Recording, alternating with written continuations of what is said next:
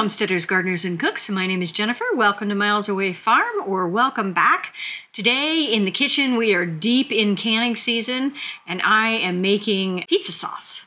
And I like to make my pizza sauce in little 8-ounce jars, which is enough for my husband and I to have some individual pizzas, rather than the original recipe, which calls for pints. The rule with canning is you can always put your product in a smaller size jar and simply use the same time as you would have for the larger size jar. You can't, however, go up. If this recipe gave the recipe in pints and I wanted to do it in quarts and it did not give a time or a size for quarts, I could not go up in size. I can only go down. But I chose to put this in 8-ounce jars because I don't want a half a jar of pizza sauce rolling around in my fridge for weeks or sometimes months. And so we're going to go ahead and make that in smaller jars. We don't eat a ton of pizza at our house, but when we do, we like to make it from scratch. It's just kind of a fun Saturday night project to make some pizza dough and get it rolled out. I may even have a video on this. I can't remember. I think I have a video on pizza crust. And then to make this sauce, what I'm using is a Norpro tomato processing machine. And so it's just a hand crank. It's a little bit fiddly. It's got a bunch of parts, but it works great. And what it does is the pulp of the tomato goes in this tube. There's a screw in here, and it squishes everything out these holes, and it leaves behind the skins and the seeds. Now, the pictures on the side of the box and the video that comes with this will make you believe that you can just put raw tomatoes through this and that it will magically make them all come apart and that you'll just be left with the pulp and the juice.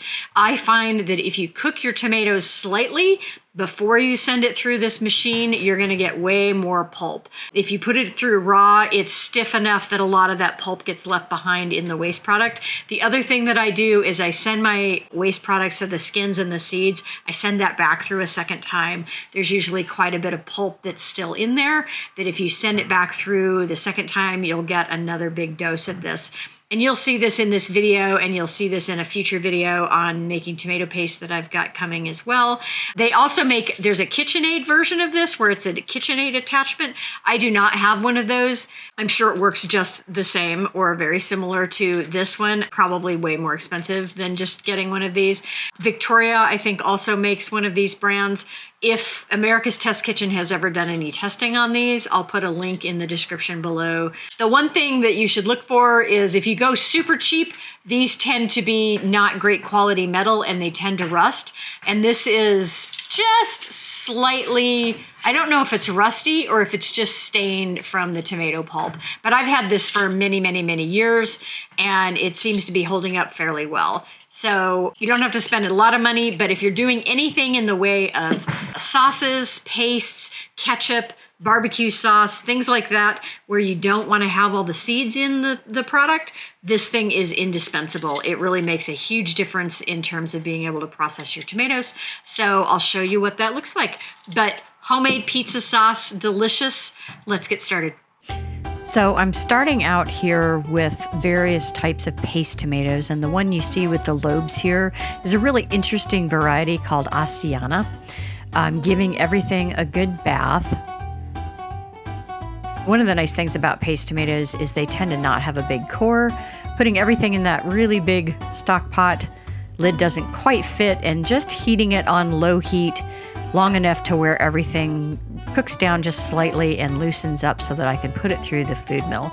Here is our Norpro sauce maker, and I'm using a hotel steam pan here just because I happen to have it, and it's really nice because it'll hold at least a gallon of pulp.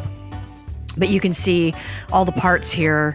This is a messy process and you're gonna get tomato juice all over your kitchen. So I dig this out when I'm ready for that because no matter what you do, it just kind of goes everywhere. So into the hopper go my cooked tomatoes, and these are cooled, but you could put them through hot, it wouldn't matter. You can see I'm already starting to get a lot of juice here. And then you start turning that crank. And most of the seeds and skins and a little bit of the pulp is just gonna come squishing out of the end of this, leaving most of the pulp and the juice to come out that screen. This is oddly very satisfying. I don't mind seeds in most of my tomato products, but for something like this or a tomato soup or like a V8 juice or something like that, I do like a nice smooth product.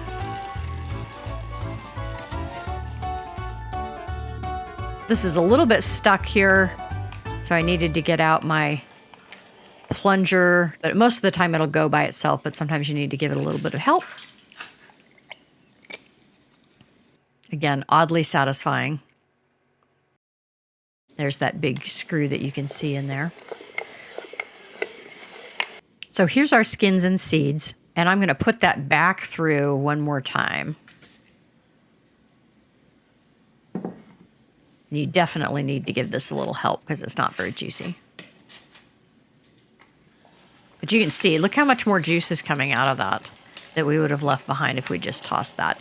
And a lot of people will take this seed and skin and dry it in a dehydrator and then grind it and use it as a quick, rehydrated, add a tablespoon of water to a tablespoon of this, and you've got tomato paste, or as a seasoning. And I've tried that, and it's just not my thing. I just end up feeding this to the chickens. I make my own really delightful and delicious tomato paste. I don't need a substitute that's mostly seeds, which are a little bit bitter. So I don't bother saving this. But hey, it's good to know how to do that process if you ever need to. So getting everything scraped off. The pulp is definitely stuck all over this sieve. And so you're going to need to scrape this down. And cleaning this is definitely a bit of a chore. Again, I don't tend to dig this out if I just need a couple of cups of something, but for big process, it's good. And then I'm going to ladle all this into my pot. And initially this is full enough that I can't really pick it up. And so once it gets down to a certain level, I can just dump the rest in. And what I'm looking for here is 13 cups of fresh tomato puree, which they suggest is about 9 pounds. I started out with 9 pounds of plum tomatoes. So here's all of our sauce. That's a 5-quart Dutch oven, and I've probably got 4 quarts in there, so I would estimate I have about a gallon of sauce there. To this, I'm adding a half a cup of lemon juice, and in my opinion, that can be bottled or fresh.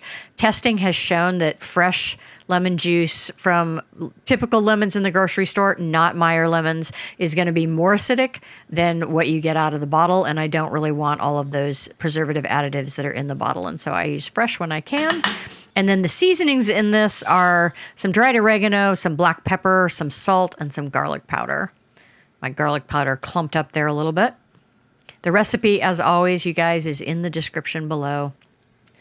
Giving that a stir. Note, this has actually been cooking for a while. You can see it's already been reduced, and this has been cooking for a long time. So this is a weekend project when you've got other stuff going on and you can kind of keep an eye on it and check on it. I will sometimes set a timer when I'm doing this kind of project, and initially I'll set it for an hour, and then as it starts to cook down, I'll start setting it for less and less time, just so I don't get distracted. And it doesn't really specify how much to cook this down. It just says cook down until the mixture is the consistency of a thin commercial sauce, about 15 minutes. I don't know what planet they're on that they think you can cook this down in 15 minutes. That's definitely not happening. The yield on this is supposed to be 4 pint jars, which would be 8-ounce jars. And I ended up with about 6.5. So I obviously cooked it down a little bit further than what it originally called for. I'm not worried about that. That just concentrates the acidity. So no worries there. Wipe your rims and then new jar lids. And I've had a couple questions about this in some other videos that I've done. You do not need to boil your jar lids anymore. That changed quite a few years ago now, and so you can just use new jar lids. You can wash them ahead of time or take them right out of the package. Because I do toiletry items, and with toiletry items you actually introduce more possible contamination issues if you try to wash your new containers than if you just use them out of the package. I've really gotten into the habit of using things straight out of the package. I probably should stop doing that and actually wash my lids, but these are right out of the package. This is what's left here, which was about a half of a cup. And I ended up making pizza with that for dinner. So we had a couple of very lightly sauced pizzas. And then I'm checking, I want my water to be an inch over the tops of those jars. And then this processes for 35 minutes. And then once it's done processing, I take the lid off, turn the heat off, and then let it sit for about 5 minutes. That helps with things like siphoning, and you get a better jar seal. And so there it is, our finished pizza sauce, ready for weekend pizzas whenever we want.